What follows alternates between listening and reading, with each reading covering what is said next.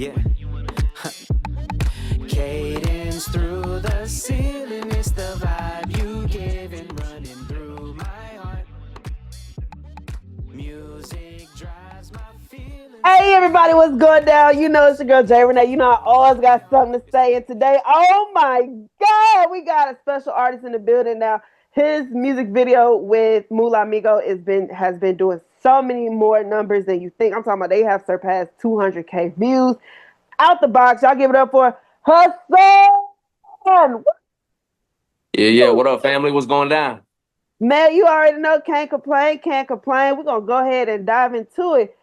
Come You're on with it. getting so much notoriety from out the box, bro. Like, you got to tell me, what does that feel like? Because your numbers just keep going and keep going, like quickly too.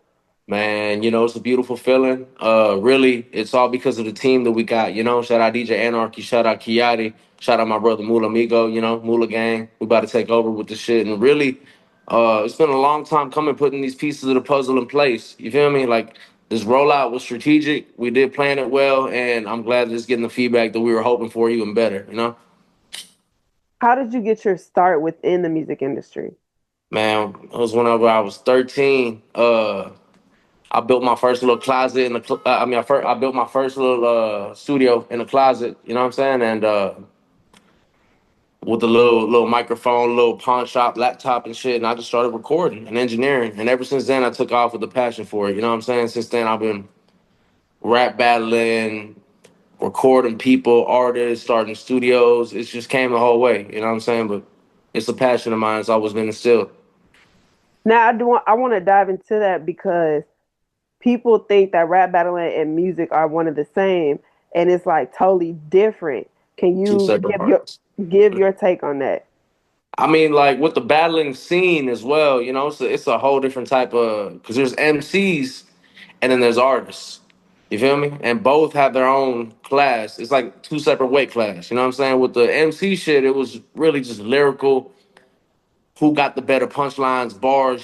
Stepping up to the mic and outperforming the other man, and made the best man win. You know what I'm saying? And with artistry, with the music industry level shit that we got going on, it's completely different because that's like more than premeditated. It's all about how you market yourself, present yourself, and also how you create the type of sound that you want to instill in your fans as well. You know what I'm saying? So, but both have a heavy impact on where I am today. What what did you take away from both of these connections that you instilled in yourself as an artist? What did I take away from it? Yeah, like battling because they're so different. I'm pretty sure Man, I there was mean, a like few takeaways. yeah, really. I'm 29 years old, right? I'm a '96 baby, so I come from an era of like where rap used to be straight hip hop, MCs evolving into what it is today. And it was a struggle because, I was a conscious rapper at first, at heart still, like, and rapping about all this crazy shit that would go on. You know what I'm saying? As time went on, the whole sound and genre of hip hop and rap changed. And when it did, it kind of took me a few years to kind of adapt to that. I started off writing. You know what I'm saying? Like to adapt to the artistry and the music today, I had to learn, man. You got to be more fluid with it. So the song is called Out the Box because really we done broke out the box to get to where we are today. You know what I'm saying? Now I just kind of freestyle everything and just go with the vibe. So I had to take away putting myself in a box and a structure and I was writing songs, letting it come to me that way to just kind of vibing. You know what I'm saying? Like it's all about the energy. It's all about the environment and the mindset you in when you make that art. So, but now I'm just having fun with it. You feel me? How did you what was the process in getting Mula Amigo to getting on the track? And it wasn't no process at all. That's my brother, you know what I'm saying, from another mother. So we just got in the studio with my brother Matt O'Neill, one of the coldest engineers and producers in Houston, and also on our team as well. And we just made some magic happen. It took what Anarchy. It took like 45 minutes to make that song, huh? Oh, bro, can't. Oh, I It's don't good. think. Oh, it's okay. It's good. It's That's good. Yeah, good. but it took about 45 minutes to make that real quick. Something smooth. Like it's 45 minutes flat to make the entire song to y'all to lay y'all verses. Yeah. That's some legendary stuff right there, man. Like I because appreciate you. no, for real, because we really only hear that from like Wayne, and he said he learned that from Jay Z. And it's great that you were even mentioning old hip hop, or not really old hip. You know what I'm saying? Like how Yeah, hip hop really was. Like you had to do that on the spot. You had and to I make sure you hit all the points of your rap. for sure. I appreciate that. Yeah, now I gained a lot of inspiration from like legends like Nas, like Big Pun, like KRS-11, like a lot of the old schools. But then I had to mix it with the new schools. You mentioned Wayne, and that's actually one of my favorite artists of all time because man's a goat off the top, especially bro. Don't write nothing. You know what I'm saying? So I had to gain inspiration from that. Uh, and yeah, like you'll see a lot of influence like that. So because I came up in H Town. I'm a Houston artist. I'm a Houston man, like down to heart and everything. Houston is where home is, but I done traveled around my whole life. So that's why you're gonna see a lot of different influences from different parts of not even just the US, like the world. You feel me? Talk about how you being out of the box. See, you getting out of the box as far as lyrically and musically versus how everyone has, coined the Houston sound, like how they expect us to sound. Well, you know, in Houston we got a saying, and it also used to be on 45 North on one of the main highways. Be someone, right? And that also comes from being yourself to the fullest. So one thing my city taught me is be you all the way, be authentic, and people gonna love you regardless. You know what I'm saying? Because they feel where your heart is. So for me, I mean, it wasn't nothing at first. Yeah, people weren't used to like the East Coast type of shit, the lyrical type shit. You know what I'm saying? But like as soon as you make people feel you, like heart to heart, it don't matter what. You could be speaking another language and they go show you love. You know what I'm saying? Are there any Houston artists that you want to work with that you haven't yet, or are you putting like a project together? Tell me the route that we're going with Hassaan as an artist. So right now, um, there's a lot of different genres that I'm actually working on because that also comes with breaking out the box. I don't just want to do rap. I want to do R&B. I want to do pop. I want to do electronic. I actually have a lot of tracks. Few actually released on my last album, Give Me My Flowers. That was released about 4 or 5 months ago. You know what I'm saying? And it's it's branching into so many different uh pools of the music game that I'm currently working on the best features to lock in. Now we already got a couple big ones, but I can't really name drop them just yet. You know what I'm saying? Like the next project is gonna be "Give Me My Flowers" 2, my official album. But before then, man, me and DJ Anarchy got a whole tape we finna drop. I got a couple EPs I'm finna drop with a couple other artists and a couple more singles. So along the way, yeah, I can't really name drop who I'm gonna be working with because I'm working with who I'm gonna be working with. But y'all gonna see How did you and DJ Anarchy come together? through my brother Mula. And me and Mula been locked in for like 8 years, 7 years, like been a minute, like and that's family to me. And he always told me, he's like, bro, when you pop out, you gotta pop out with me, Anarchy, and Kiati, because we got some great things going on in the city. Well, when I popped out, I found out exactly what he was talking about because Anarchy got that energy.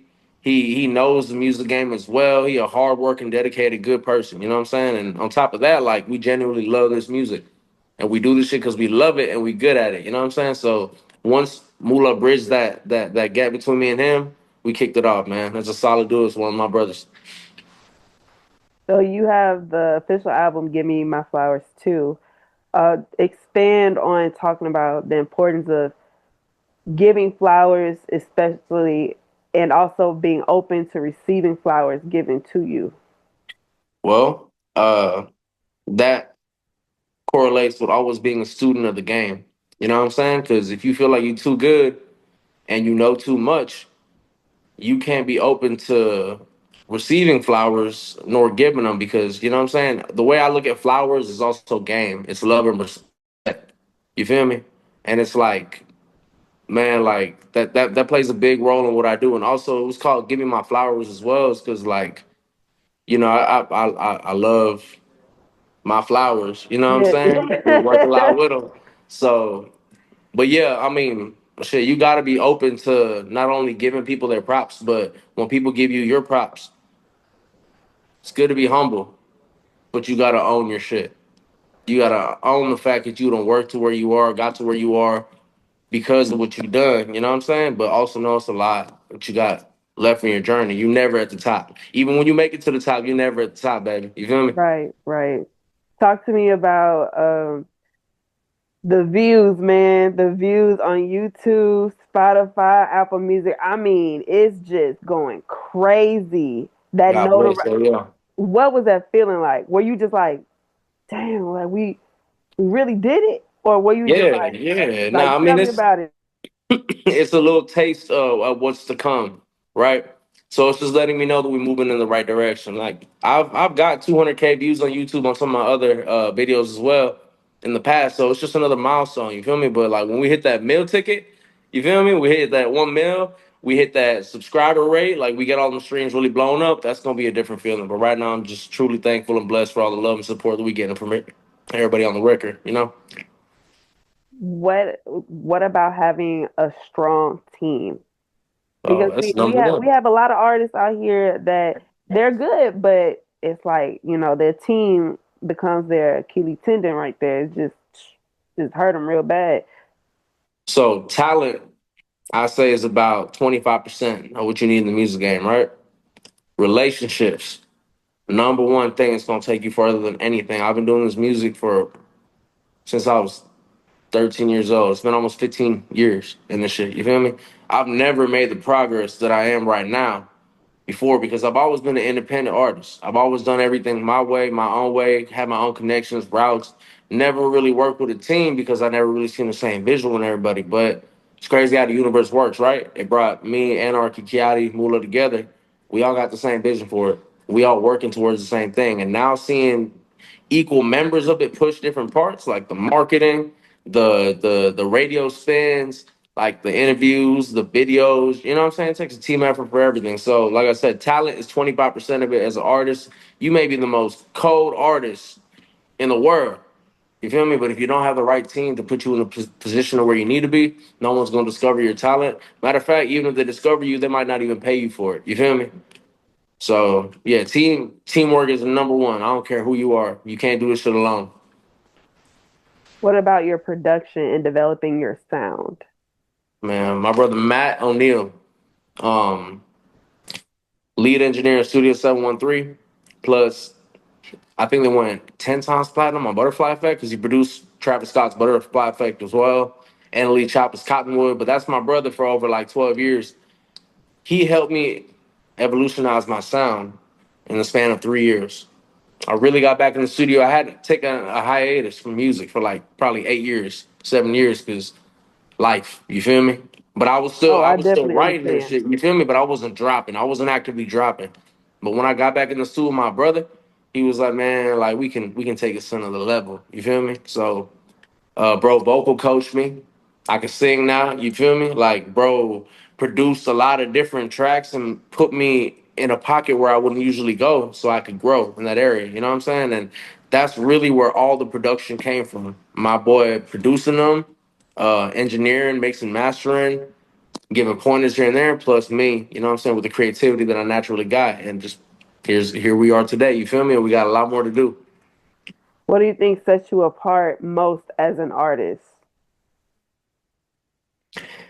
I think it's my versatility and it's my ability to fill in any pocket. You know what I'm saying? I'm water and put me in any glass and I'm gonna fill it up and I'm gonna do it great. You feel me?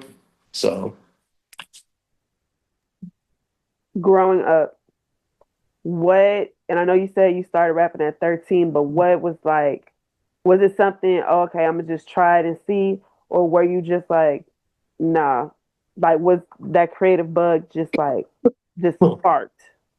I've always wrote poetry since I was like 6, 7. So it's kind of like hearing a hip hop beat and seeing the poetry that I already wrote just kind of come together. You feel me? And I was like, man, hold on, I could do this shit. So I really, really started putting the shit that I had written onto Tupac instrumentals, on the Nas instrumentals. You know what I'm saying? On like some old school Shook ones, on some Mob Deep, everything, and it ended up working great for me. So that's where it started.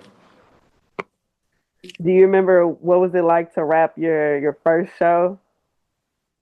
Oh yeah, I do. It How was a was that? club. It was at Club Zanzibar in Houston. It was right after we got done rap battling, and I was like 17, 16. I just got up there, took the mic, and did my thing, and people all felt me and fuck with me. Feel me? It was exhilarating. I would say I always remember that. What were some of the pros and cons on your journey to being the artist that you are now? The cons would be seeing how much time, money, and overall direction was wasted because I didn't have the right team to help me market and put it to the right place. You know what I'm saying? But the pros is I learned a lot of lessons along the way.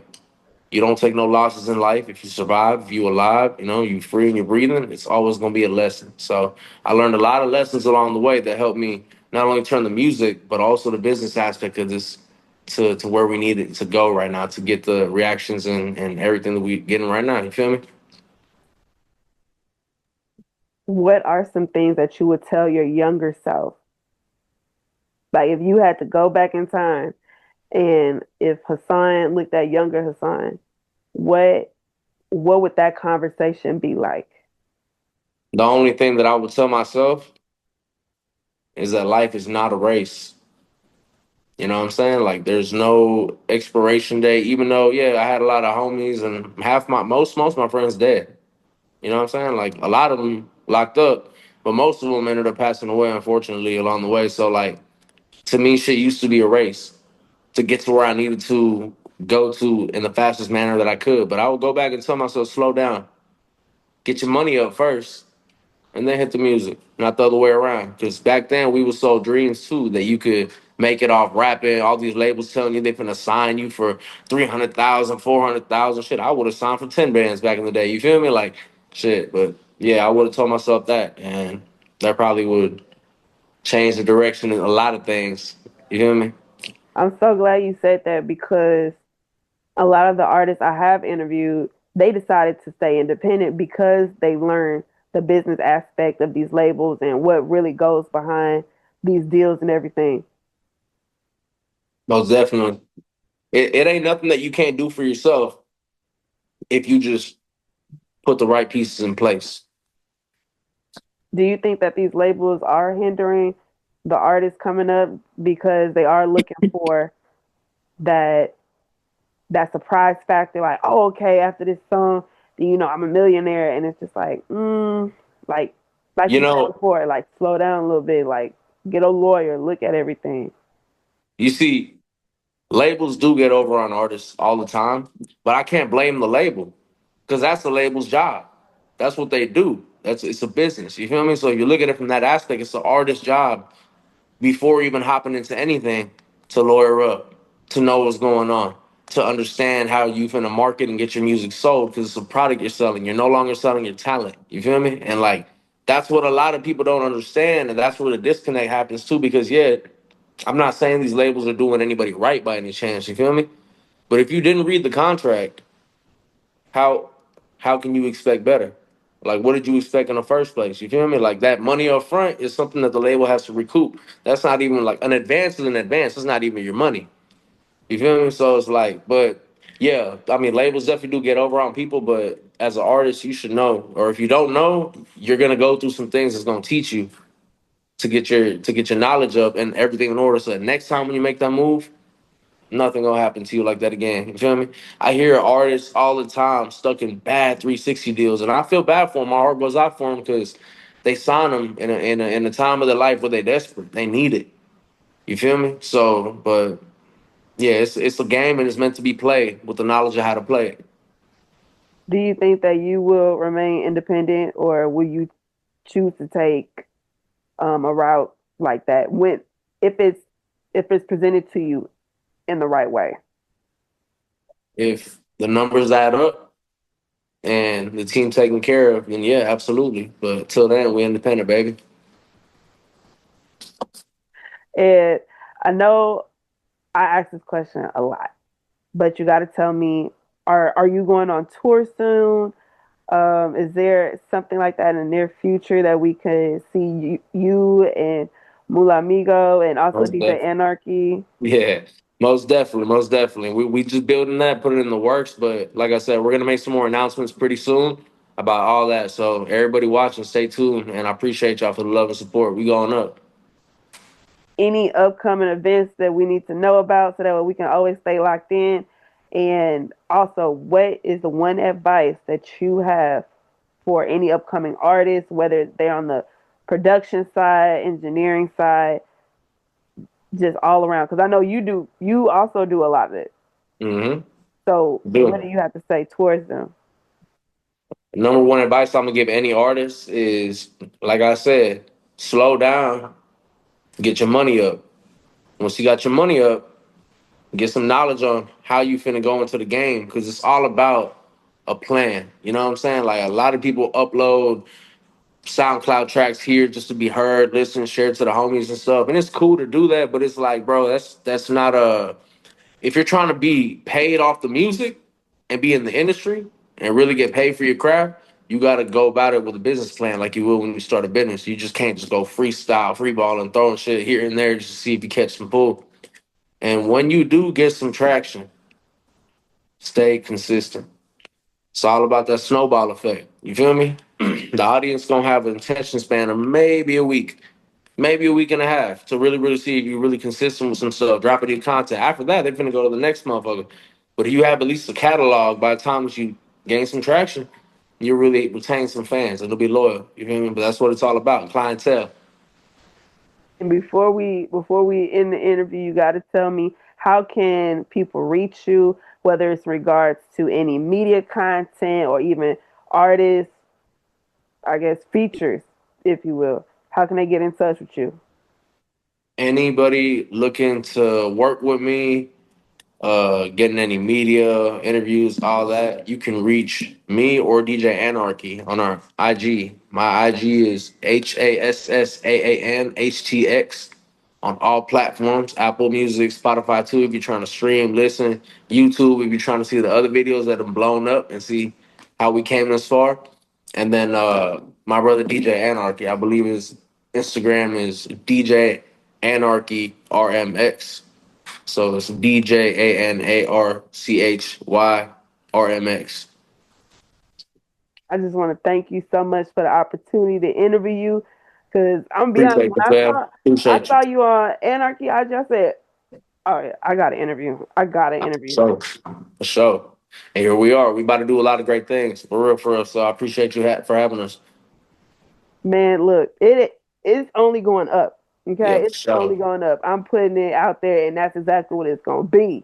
Let's get it. Come on. All right, y'all. That was the Talk With Me podcast. Be sure to like, share, and subscribe. Everybody, be sure to hit up Hassaan.